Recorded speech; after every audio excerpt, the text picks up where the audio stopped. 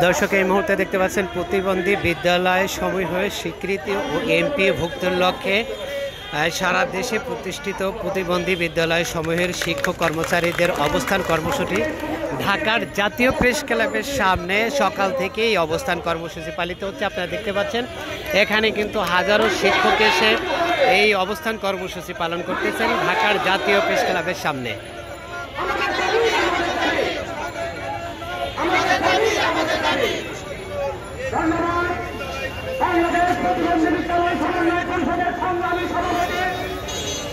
আমাদের কেন্দ্রীয় কমিটির সম্মানিত সভাপতি জনাব ইলিয়াস আজকে এই অনুষ্ঠান ঘোষণা করার জন্য সংগ্রামী সহযোগিতা সারা বাংলাদেশে থেকে আজকের কৃষ্টি আন্দোলন সংগ্রাম করে আজকে কুস্তম আন্দোলনে আজকে আমরা জাতীয় প্রেস ক্লাবের গণদাবী আন্দোলন নিয়ে আমরা গণস্রোতে আজকে গণজোয়ারে পরিণত হয়েছে। আজকের এই মাঠ আমরা আমাদের অধিকার আদায় না হওয়া পর্যন্ত এই মাঠ ছাড়লাম, সেই প্রতিশ্রুতিতে আমরা এখনো মাঠে অবস্থান করছি।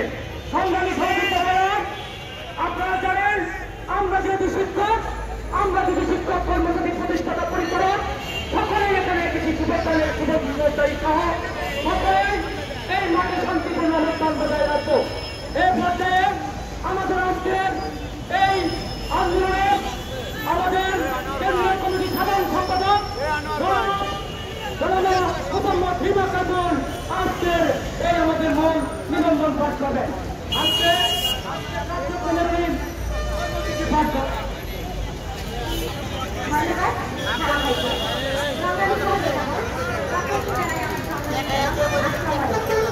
দর্শক সরাসরি যুক্ত করছি